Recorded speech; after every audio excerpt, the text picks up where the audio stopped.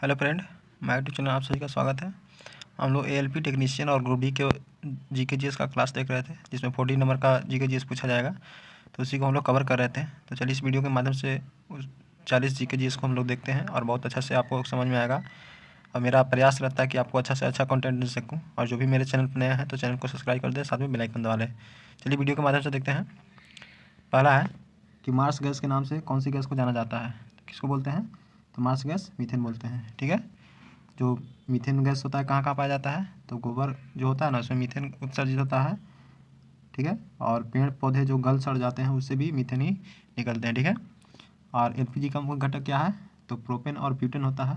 ठीक है, तो ब्यूटेन और आइसोब्यूटेन भी होता है, लेकिन प्रोपेन यहाँ दिया है तो प्रोपेन ही एलपीजी का मुख्य घटक होगा। ठीक है, सीएनजी का मुख्य घटक कौन है? तो मीथेन होता है। जो गाड़ी जो अभी चलता है सीएनजी से, उसका मुख्य घटक मीथेन होता है। ठीक है, चलिए नेक्स्ट देखते हैं।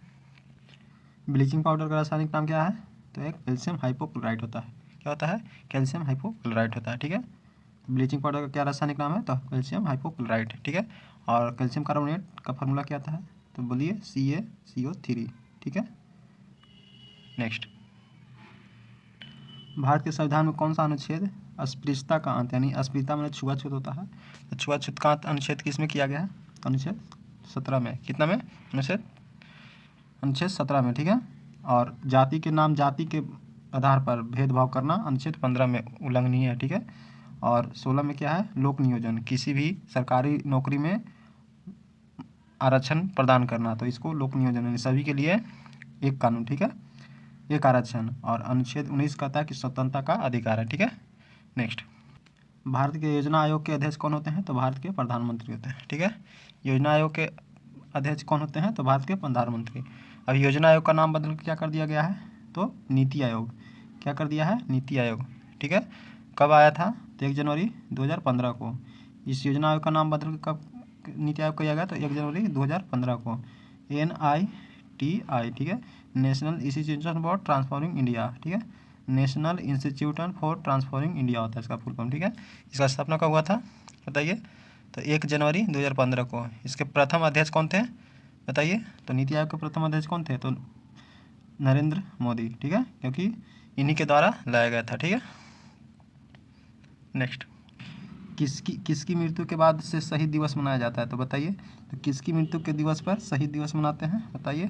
तो महात्मा गांधी। महात्मा गांधी का मृत्यु कब हुआ था? तो 30 जनवरी 1948 को। ठीक है, 1948 को। किसने मारा था? तो नाथूराम गोडसे ने मारा था। ठीक है, 30 जनवरी को शहीद दिवस किनके मृत्यु को मनाते हैं? तो महात्मा गांधी। और ऐसा नहीं है कि सिर्फ महात्मा गांधी के मृत्यु दिवस पर मनाते हैं, इसमें और हैं, जैसे भगत सिंह हो गए, सुखदेव हो गए, है ना, राजगुरु हो गए, जो 1900 कब बताइए? तो 1932 में इनको फांसी दिया गया था। उनके मृत्यु पर भी हम लोग शहीद दिवस मनाते हैं। ठीक है, और एक है सुभाष चंद्र बोस, इनको भी हम लोग मनाते हैं शहीद दिवस। कितना तारीख को बताइए? तो 23 जनवरी को। ठीक है, नेक्स्ट। राष्ट्रीय युवा दिवस कब मनाया जाता है बताइए? तो राष्ट्रीय युवा दिवस 12 जनवरी को मनाया जाता है। किस दिन मनाया जाता है? तो राष्ट्रीय युवा दिवस तो 12 जनवरी को। ये कब से मनाया जाता है बताइए? तो 1863 से। कब से? 1863 से। ठीक है, किसके जन्म दिवस से मनाया जाता है? तो इस दिन किसका जन्म हुआ था? तो स्वामी विवेकानंद जी का जन्म हुआ था। ठीक है, तो स्वामी विवेकानंद के जन्म कब हुआ? तो 12 जनवरी बताइए 1863 को। इसीलिए हम लोग 12 जनवरी को राष्ट्रीय युवा दिवस मनाते हैं। ठीक है, तो दोस्तों इस तरह से डिस्क्राइब कर करके आपको बताने का हम प्रयास करते हैं, तो वीडियो में बने रहें। ठीक है, और तभी आपको समझ में आएगा। चलिए नेक्स्ट क्वेश्चन देखते हैं। श्री मोहनदास करमचंद गांधी की माता का नाम क्या था? तो पुतलीबाई नाम था। क्या नाम था माता के नाम? तो बताइए, तो पुतलीबाई। ठीक है, और इनका जन्म कब हुआ था महात्मा गांधी का बताइए? तो 2 अक्टूबर 1869 को। कब हुआ था? 2 अक्टूबर 1869 ईस्वी को। कहाँ हुआ था? पोरबंदर, गुजरात में। ठीक है, और इनके पिता का नाम क्या था बताइए? तो करमचंद गांधी नाम था। क्या था नाम था? करमचंद गांधी। ठीक है, और माता पुतलीबाई। ठीक है, और अगर इनकी पत्नी के नाम पूछ दिया जाए तो बताइए? तो पत्नी का नाम कस्तूरबा गांधी था। क्या था? कस्तूरबा गांधी। ठीक है, नेक्स्ट। 1926 में स्वराज शब्द का प्रयोग करने वाला प्रथम भारतीय कौन था बताइए? तो 1906 में स्वराज शब्द का प्रयोग करने वाला प्रथम भारतीय कौन था बताइए? तो बीजी तिलक थे। कौन थे? बीजी तिलक। ठीक है, जिनको बाल गंगाधर तिलक बोलते हैं, ठीक है। इसने 1926 में कलकत्ता अधिवेशन के समय, है ना, इन्होंने स्वराज शब्द का प्रयोग किया था, ठीक है। नेक्स्ट, और महात्मा गांधी जो थे ये करो एंड मरो, डू एंड डाई, ठीक है। और दादा भाई नौरोजी को क्या बोला जाता है, तो ये तो बायोब्रीथ दादा भाई नौरोजी, बायोब्रीथ के नाम से किसे जानता है, तो दादा भाई नौरोजी को। महात्मा गांधी को राष्ट्रपिता बोला जाता है, किसने बोला था, सुभाष चंद्र बोस ने, ठीक है। बापू किसने बोला था, बताइए, महात्मा गांधी को बापू किसने बोला था, तो ये भगत सिंह बोले थे, ठीक है। नेक्स्ट, गोदई महाराज का संबंध किस वाद्य यंत्र से है, बताइए, तो गोदई महाराज का संबंध है तबला वादक से। गोदई महाराज क्या बजाते थे, तबला। शिव कुमार शर्मा क्या बजाते हैं, तो संतूर, ठीक है। नेक्स्ट, केंद्रीय इलेक्ट्रॉनिक इंजीनियरिंग अनुसंधान संस्थान कहाँ है, बताइए, तो केंद्रीय औद्योगिक अनुसंधान कहाँ है, इलेक्ट्रॉनिक इंजीनियरिंग, तो पिलानी में है, कहाँ है, पिलानी में है, ठीक है। अगला है भारत अर्थ मूवर्स लिमिटेड, भारत अर्थ मूवर लिमिटेड कहाँ स्थित है, तो बेंगलोर में है, ठीक है। नेक्स्ट, संयुक्त प्राणीग्राही किस शास्त्रीय नृत्य शैली का पुरोधा है, तो संयुक्ता प्राणीग्राही किस शास्त्रीय नृत्य का शैली की पुरोधा है, बताइए, तो कुचिपुड़ी है, कथक है, ओडिसी है, भारतनाट्यम है। तो इसका आंसर क्या होगा, तो इसका हो जाएगा उड़ीसी, क्या होगा, उड़ीसी है, किसका है, तो संयुक्त प्राणीग्राही किस शास्त्रीय नृत्य का शैली है, तो किसका है, तो उड़ीसी के है, ठीक है। नेक्स्ट, उड़ीसा जो है, उड़ीसी जो है उड़ीसा मनाया जाता है। कथक जो है उत्तर भारत यानी उत्तर प्रदेश में मनाया जाता है, और कुचिपुड़ी आंध्र प्रदेश का है, ठीक है। और भारतनाट्यम तमिलनाडु का है, मोहिनीअट्टम केरल का है, ठीक है। नेक्स्ट, भारतीय संविधान के अनुसार हमें कितने मूल अधिकार प्राप्त हैं, बताइए, तो अभी वर्तमान में 6 मूल अधिकार प्राप्त हैं, कितने हैं, 6, पहले कितना था, 7, अभी कौन सा हटा दिया गया है, तो संपत्ति का अधिकार को हटा दिया गया है, हटाकर कहाँ रखा गया है, तो अनुच्छेद 300 के ए में, अनुच्छेद 300 के क में, ठीक है। और यह एक कानूनी अधिकार है, पहले क्या था, संवैधानिक अधिकार है, ठीक है। तो अभी टोटल कितने संवैधानिक अधिकार, 6 है, ठीक है। संपत्ति का अधिकार को कितना में रखा गया, तो अनुसूची 7 के ए में रखा गया था, ठीक है। नेक्स्ट, लोकसभा का प्रथम आम चुनाव किस वर्ष हुआ था, तो 51-52 में हुआ था। इस 52 दिया गया, अगर आपको 51 कहीं मिलता है तो 51-52 ऐसे रेंज में दिया रहेगा, तो 51-52 ही मारिएगा, ठीक है। तो यहाँ पे 1952 में हो जाएगा, ठीक है। और भारत का जो गणतंत्र दिवस है, जो 26 जनवरी हम लोग बोला था, 1950 में मनाया जाता है, ठीक है। नेक्स्ट, विधान परिषद के उम्मीदवार के लिए न्यूनतम आयु क्या होनी चाहिए, तो 30 वर्ष होनी चाहिए, कितनी होनी चाहिए, 30 वर्ष, ठीक है। जैसे विधानमंडल और विधान परिषद, ठीक है। तो विधानमंडल होता है राज्यों में, तो विधानमंडल के 2 अंग होते हैं, विधानसभा और विधान परिषद, क्या होते हैं, विधानमंडल राज्यों में होते हैं, उनको 2 भाग में बांटा गया, विधानसभा विधान परिषद। जैसे केंद्र में होता है संसद, संसद के अंतर्गत क्या आता है, 2 भाग हैं, तो लोकसभा एक राज्यसभा, संसद है तो संसद के अंतर्गत 2 भाग होते हैं, एक लोकसभा एक राज्यसभा, ठीक है, LS और RS, ठीक है, यानी राज्यसभा और लोकसभा, ठीक है। उसी तरह से राज्यों में भी होते हैं क्या, विधानसभा और विधान परिषद, ठीक है। तो विधान परिषद बनने के लिए किसी भी व्यक्ति को विधानसभा का उम्मीदवार बनने के लिए कितना चाहिए, 25 वर्ष विधानसभा का उम्मीदवार बनने के लिए, लेकिन विधान परिषद का उम्मीदवार बनने के लिए उनको 30 वर्ष चाहिए, ठीक है। ठीक उसी तरह से केंद्र में होता है संसद में, लोकसभा का अध्यक्ष बनने के लिए 25 वर्ष चाहिए और राज्यसभा का अध्यक्ष बनने के लिए 30 वर्ष चाहिए, ठीक है। अब बताते हैं कि 30 वर्ष से भी किसको और आगे ये चाहिए, तो राष्ट्रपति अगर बनना हो, राज्यपाल बनना हो, ठीक है, भारत के उपराष्ट्रपति बनना हो, मुख्य न्यायाधीश बनना हो, तो उनकी आयु 35 वर्ष होनी चाहिए, ठीक है। तो किसी भी संवैधानिक अधिकार को, जैसे उपराष्ट्रपति हो गए, है ना, राष्ट्रपति हो गए, या फिर सर्वोच्च न्यायालय के मुख्य न्यायाधीश हैं, राज्यपाल हो गए, तो ये सब संवैधानिक अधिकार है, ठीक है, संविधान में ये सब उल्लेख है। तो इस सब को बनने के लिए 35 वर्ष की आयु चाहिए, अगर 35 वर्ष से एक दिन भी कम रहेगा तो इस पद के लिए नियुक्त नहीं किए जा सकते हैं, ठीक है। तो आपको उम्मीद करते हैं कि आपको ये चीज़ समझ में आया होगा कि विधान परिषद यानी विधानमंडल होता है राज्यों में, विधानमंडल के कितने अंग हैं, 2, विधानसभा विधान परिषद। विधान परिषद बनने के लिए 30 वर्ष चाहिए और विधानसभा बनने के लिए 25 वर्ष चाहिए, ठीक है। और लोकसभा के बनने के लिए कितना चाहिए, तो 25 वर्ष, लोकसभा बनने के लिए 25 वर्ष, लेकिन राज्यसभा का सदस्य बनने के लिए 30 वर्ष, ठीक है। और राष्ट्रपति, उपराष्ट्रपति, राज्यपाल, है ना, और सर्वोच्च न्यायालय के मुख्य न्यायाधीश को बनने के लिए 35 वर्ष चाहिए, ठीक है। तो इस तरह से आपको डिस्क्राइब करके बहुत अच्छे से हम बताने का प्रयास करते हैं। तो वीडियो में पूरा मेरा ज़रूर देखा कीजिए और लाइक को ज़रूर किया कीजिए, ठीक है। चलिए नेक्स्ट क्वेश्चन देखते हैं। टिटनेस बीमारी को इन नाम से भी जाना जाता है। टिटनेस बीमारी को और किस नाम से जाना जाता है बताइए? तो टिटनेस बीमारी को और किस नाम से जाना जाता है? लॉकजा, लॉकजा के नाम से जाना जाता है। किसके नाम से? लॉकजा के नाम से। टिटनेस बीमारी को और क्या नाम से जाना जाता है? लॉकजा के नाम से। किससे? लॉकजा के नाम से। नेक्स्ट, रेडियोधर्मिता का आविष्कार किसने किया था? तो हेनरी बैक्यूरेल ने किया था। किसने किया था? तो हेनरी बैक्यूरेल ने किया था। ठीक है। नेक्स्ट, निम्न में से कौन सा विटामिन पानी में घुलनशील है? तो विटामिन, बोलिए, विटामिन सी हो जाएगा। देखिए ऐसे याद रखिए, कीड़ा, KEDA, ठीक है। यानी विटामिन के, vitamin E, vitamin D, vitamin A जो है वसा में घुलनशील है। बचा बी और सी, तो ये दोनों क्या है? जल में घुलनशील है। ठीक है। और ऐसे भी याद रखिएगा कि किसी भी अगर कीड़े को अगर जल में डालते हैं तो उसका घुलन नहीं होता है, यानी वो पूर्ण रूप से मर तो जाता है लेकिन घुलता नहीं है। लेकिन वही कीड़ा को आप किसी केमिकल में डालिएगा, है ना, यानी किसी केमिकल में डालिएगा तो पूर्ण रूप से क्या होगा? घुल जाएगा। ठीक है, यानी मर जाएगा अच्छे से। ठीक है, तो इसीलिए आप बी और सी को जल में घुलनशील है, जबकि कीड़ा को किसी भी केमिकल में डालिएगा तभी मरेगा। तो यानी KEDA, KEDA, कीड़ा याद रखिएगा, कीड़ा, कीड़ा। ठीक है, तो कीड़ा, कीड़ा से याद रखिएगा। बाकी जो है बी और सी जो है जल में घुलनशील है। ठीक है। नेक्स्ट, हमारे राष्ट्रीय कैलेंडर की पहली तिथि ग्रेगोरियन कैलेंडर की किस तारीख से शुरुआत होती है? तो बताइए, तो किस तारीख से शुरुआत होती है? तो 22 मार्च 1957 से होती है। कब से होती है? तो 22 मार्च 1957 से शुरुआत होती है। ठीक है। नेक्स्ट, निम्न में से कौन सा स्तनधारी नहीं है? स्तनधारी नहीं है, बताइए। तो कौन सा स्तनधारी नहीं है? तो हो जाएगा वारलस हो जाएगा। बाकी शार्क, नील शार्क है, व्हेल है, डॉल्फिन है, सभी बच्चा देते हैं। ठीक है, जो बच्चा देते हैं उसको स्तनधारी, यानी स्तन का निर्माण जो करते हैं उसको स्तनधारी बोलते हैं, और जो अंडा देते हैं उसको स्तनधारी नहीं बोलते हैं। ठीक है, तो इसमें वारलस हो जाएगा जो कि स्तनधारी नहीं है। ठीक है। नेक्स्ट, एक मोटर बोट 36 किलोमीटर प्रति घंटा की एक स्थिर गति से जा रही है। ठीक है, एक मोटर बोट है जो 36 की स्पीड से जा रही है। ठीक है, यदि बोट की मोटर का जल प्रतिरोध 5000 न्यूटन है तो इंजन की क्षमता पूछ रहा है, यानी इंजन का पावर पूछ रहा है, तो इसका आंसर क्या हो जाएगा बताइए? तो 5 × 10⁴ वाट हो जाएगा। ठीक है, अब निकाल के आपको बताते हैं। हम लोग पढ़े होंगे P बराबर W/, क्या होता है? T होता है। क्या होता है? W/T।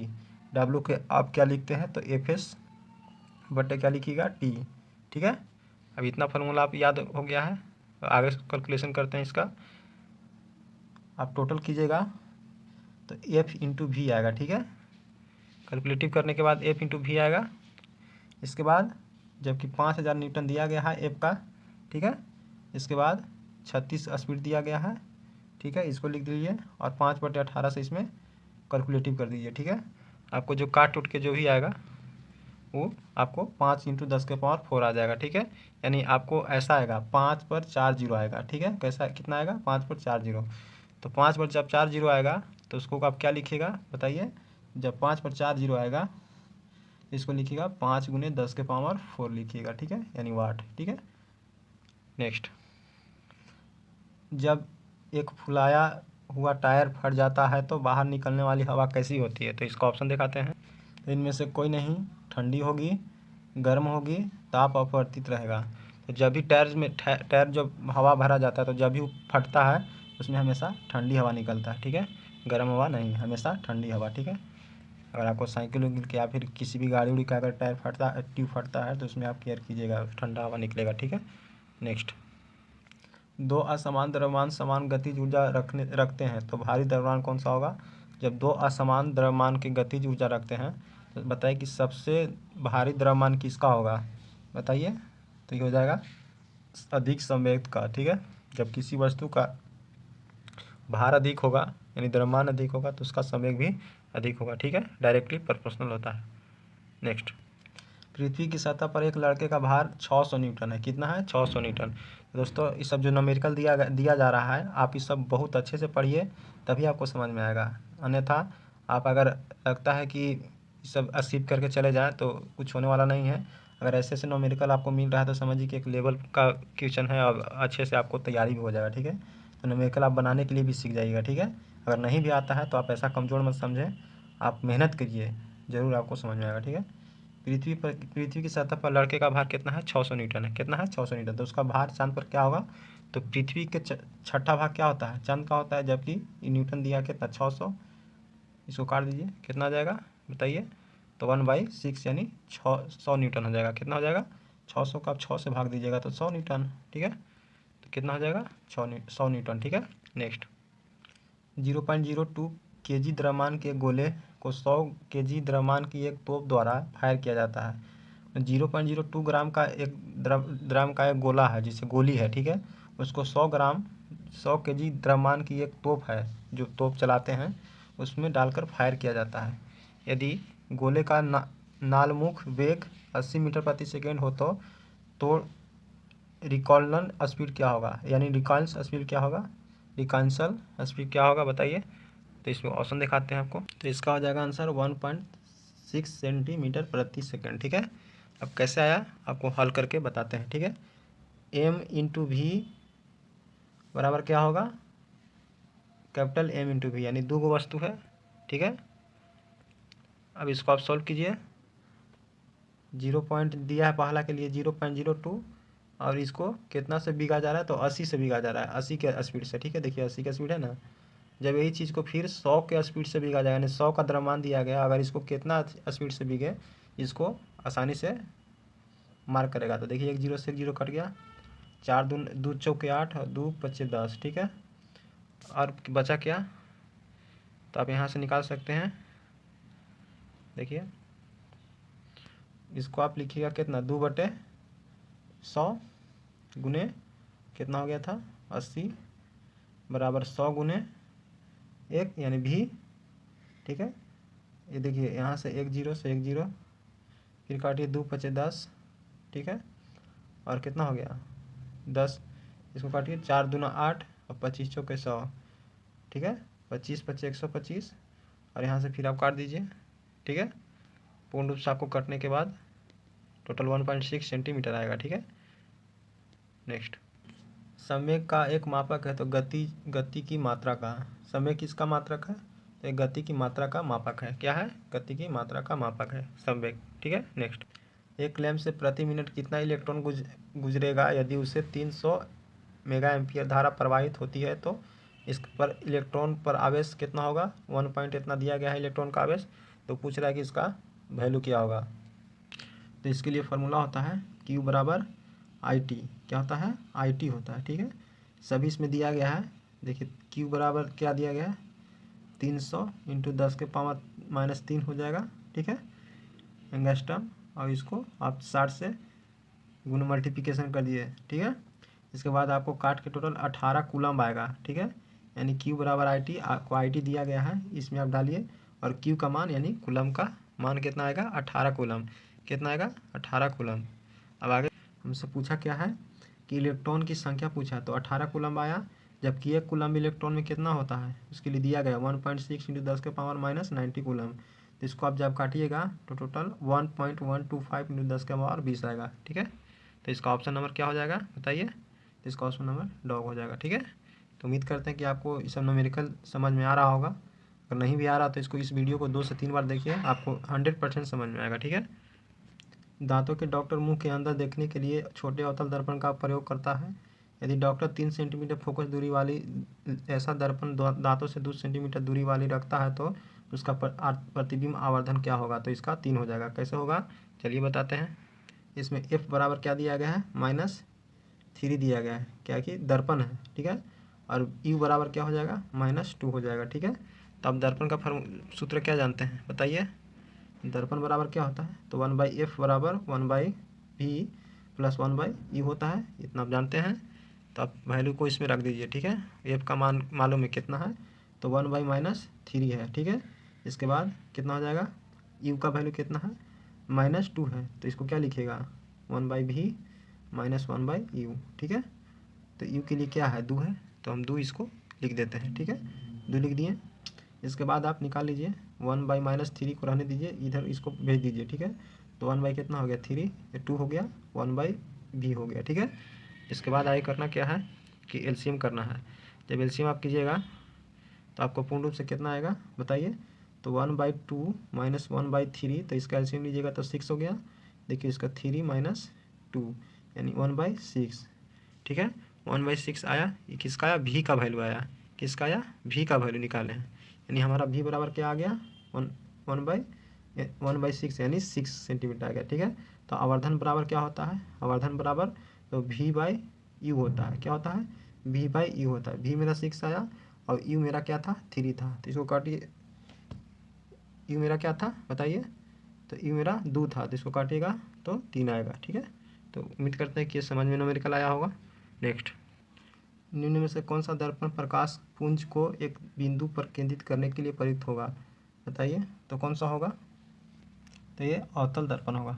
प्रकाश पुंज को एक बिंदु पर केंद्रित करने के लिए अवतल दर्पण का प्रयोग किया जाता है। ठीक है, और दाढ़ी बनाने में भी अवतल का उपयोग किया जाता है, लेकिन अब समतल का भी उपयोग किया जाता है। ठीक है, इसमें अगर आपको प्रतिबिंब की पूछा जाए तो क्या होता है, वास्तविक। ठीक है, और वस्तु से जो भी है वस्तु के बड़ा और कैसा दिखता है, वास्तविक दिखता है। ठीक है, और उल्टा दिखता है। ठीक है, नेक्स्ट, यदि किसी पेंडुलम की लंबाई दूनिक एवं लोलक का द्रव्यमान आधा कर दिया जाए तो पेंडुलम का आवर्तकाल क्या होगा, तो रूट दुगुना हो जाएगा। ठीक है, कैसे होगा, इसको आप सॉल्व करते हैं। टी बराबर क्या होता है बताइए, तो 2 पाई इंटू क्या होता है, √L/g होता है। क्या होता है, L/g। ठीक है, अब इसको आप सभी को वैल्यू को पुट कर दीजिए, जबकि टी प्रोपोर्शनल क्या होता है, डायरेक्टली प्रोपोर्शनल √L होता है। क्या होता है, √L होता है। ठीक है, तो इसको आप वैल्यू को रख दीजिए। ठीक है, तो आप यहाँ से रख सकते हैं, कैसे रखिएगा, तो T1/T2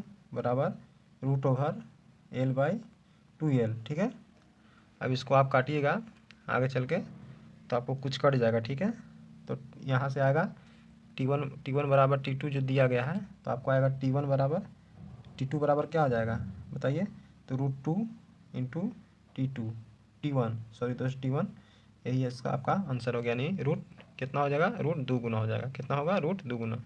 कोंकण रेलवे द्वारा भारत का सबसे ऊंचा रेलवे पुल सियासी जिले में बनाया जा रहा है। सियासी जिले में बनाया जा रहा है, यह किस नदी पर स्थित है बताइए। तो कोंकण रेलवे कहाँ है, तो चिनाब नदी पर है। चिनाब नदी कहाँ बहती है, तो जम्मू कश्मीर बहती है। ठीक है, नेक्स्ट, निम्न में से कौन सा मंत्रालय यात्रा को डिजिटल बनाने के लिए डिजी यात्रा आरंभ करने का निर्णय लिया है बताइए। तो डिजी यात्रा किसके द्वारा निर्णय लिया गया शुरू करने की, तो नागरिक उड्डयन मंत्रालय द्वारा। किसने, इसके अभी मंत्री कौन है, तो ज्योतिराज सिंधिया है। किसने, कौन है, तो ज्योतिराज सिंधिया है। ठीक है, नेक्स्ट, 1 किलोबाइट बराबर होता है बताइए। तो 1 किलोबाइट बराबर कितना होता है, तो 1024 बाइट के बराबर होता है। कितना होता है, 1024 बाइट। ठीक है, इसमें और हम आपको कुछ वैल्यू बताते हैं। जैसे 1 किलोबाइट कहेगा तो कितना होगा, 1 किलोबाइट बराबर, यानी 1 किलोबाइट बराबर कितना होता है बताइए, तो 10 के पावर 3 बाइट्स होता है। कितना होता है, 10 के पावर 3 बाइट्स। और अगर आपसे पूछे कि 1 मेगावाट बराबर 1 मेगाबाइट बराबर, ठीक है, तो कितना होता है, 10 के पावर 6 बाइट होता है। कितना होता है, 10 के पावर 6 बाइट्स। ठीक है, अगर आपसे पूछ दिया जाए कि 1 गीगाबाइट बराबर कितना होता है, तो 10 के पावर 9 होता है। 1 गीगावाट बराबर 10 के पावर 9 होता है। कितना होता है, 1 टेराबाइट बराबर कितना होता है बताइए। 1 टेराबाइट बराबर 10 के पावर कितना होगा, 12 होगा। कितना होगा, 12 होगा। अगर आपसे गीगा पूछेगा तो 9, टेरा होगा तो 12, टेरा पूछेगा तो 12। ठीक है, इसके बाद 1 पेंटा बराबर कितना होता है बताइए।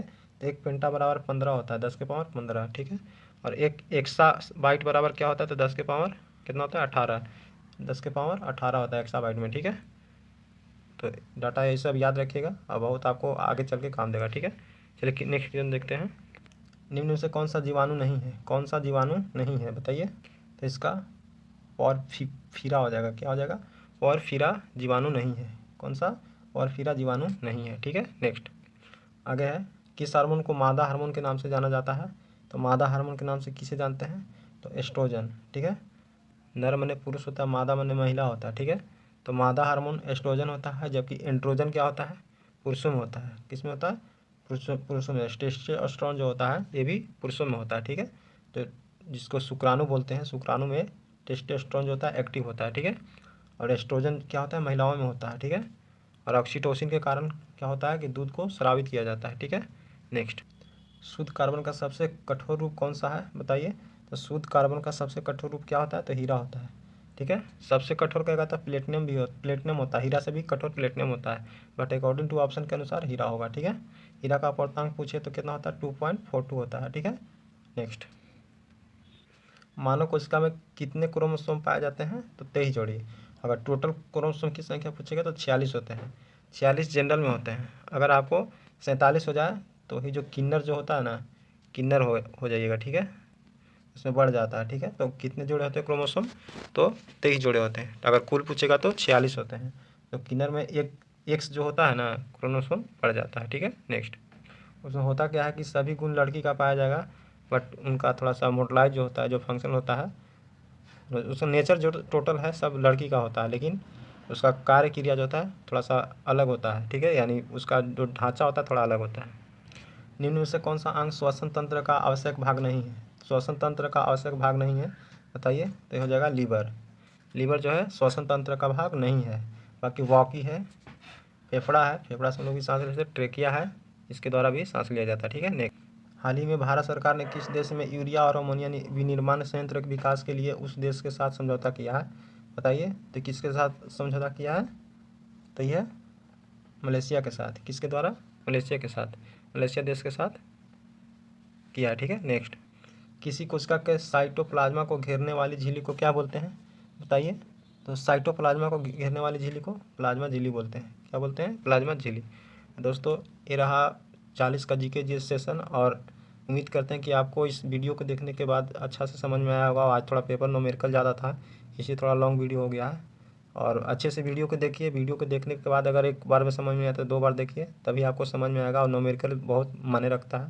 अगर आपसे एग्ज़ाम में ऐसा पूछ दिया पेपर तो आप फंस जाइएगा। तो इस वीडियो को ज़रूर देखिए, और अगर अच्छा लगे तो लाइक कर दीजिए, और ज़्यादा से ज़्यादा इस अपने दोस्तों के पास शेयर कीजिए ताकि हमको मोटिवेट मिल सके। ठीक है दोस्तों, मिलते हैं नेक्स्ट वीडियो में। धन्यवाद।